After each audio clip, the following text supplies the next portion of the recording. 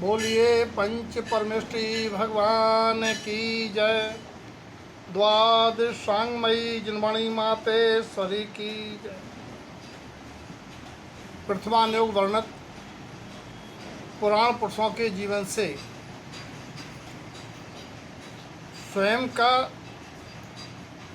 जीवन निर्माण संबंधी टिप्स। धा वर्ण पर धृतराष्ट्र से क्या शिक्षा ग्रहण करनी चाहिए। पुत्र मोह में अंधा नहीं होना चाहिए। अपने पुत्र के मोह के चलते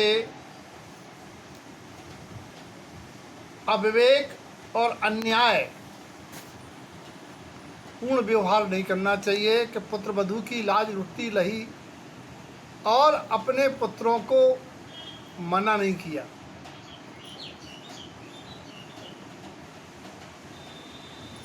जीव घात से अंधे होने और पुत्र मरण का कर्मबंध नहीं करना चाहिए। कभी भी प्रतिशोध की अग्नि की दाहकता हृदय में नहीं रखना चाहिए कि मुझे राज नहीं मिला, मुझे पदवी नहीं मिली। वो संस्कार पुत्रों में आए कि विदुर की नीति अब देखें क्या करती है। मेरा दुर्योधन तो अंधा नहीं है जो उससे राज से वंचित कर दिया जाए।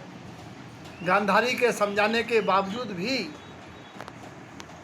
उनकी बाहर की तो थी नहीं और ऐसा लगता है कि हिये के भी फूट गई थी।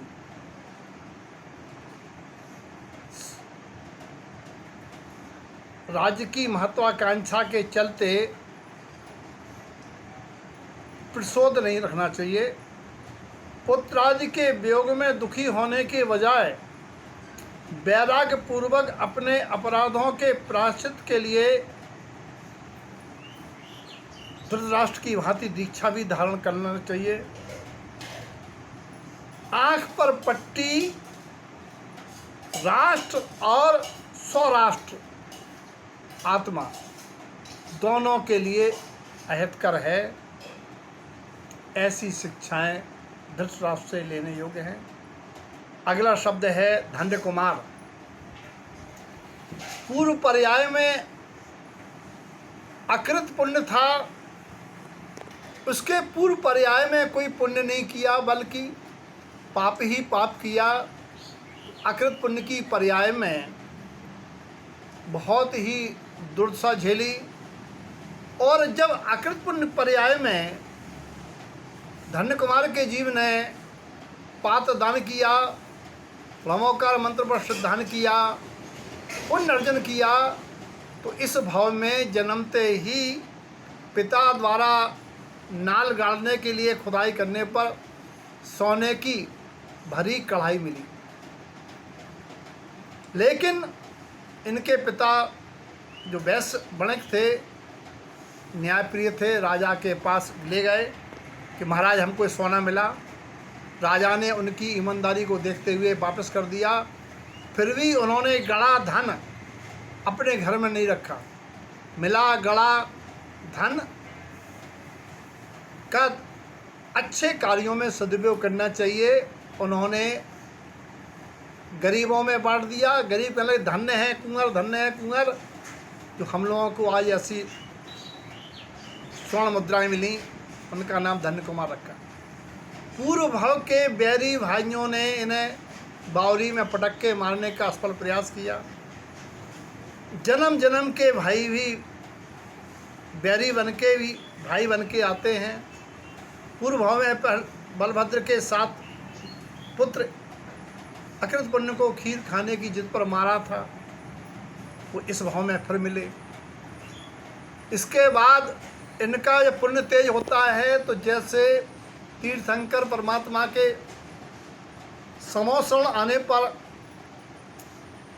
खाली सरोवर जल पूरित हो जाते हैं, 6 ऋतुओं के फल फूल हो जाते हैं,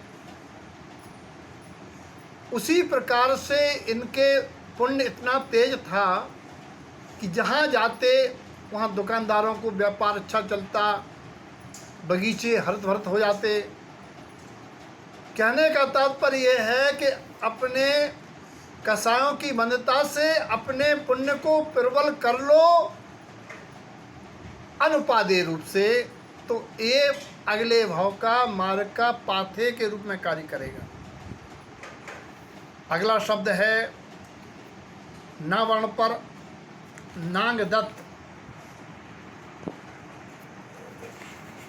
नांगदत्त राजगृह नगरी में एक नागदत्त नाम का सेठ था, जो मायाचारी से सामायिक करके मेंढक हुआ।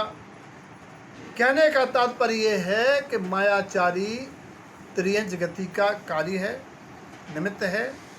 दूसरा नागदत्त भी एक बनिया था, जो कपट भाव के कारण अगले भाव में बंदर हुआ। और जब राजा वज्रजंग की पर्याय में स्वयं भगवान ऋषभदेव का जीव आहारदान कर रहा था, तो प्राचित भाव से अश्रुपात करके ये भावना भाई थी कि मैंने नर भाव में पात्रदान नहीं करके मायाचारी की और आज बंदर बना, अब मैं मनुष्य बना तो मैं पात्रदान द्वारा नरभाव सफल करूँगा। वही फिर नागदत्त जो बंदर बना था, अगली पर्यायों में जाके उन्हीं परमात्मा आदिनाथ स्वामी के ऋषभदेव की पर्याय का पुत्र मिला, वृषभसेन, जो गणधर होके मुक्ति गया। जीव अगर अपने कृत्यों की आलोचना पूर्वक सुधरने का भाव करता है तो उसे कल्याण के निमित्त मिलते हैं। इस प्रकार से मुनियों का सत्संग कर, जिनवाणी का स्वाध्याय कर, स्वानुभव पूर्वक स्वयं भगवान बनने का मार्ग अपनाना चाहिए। जय तारण तरण, जय जिनेन्द्र।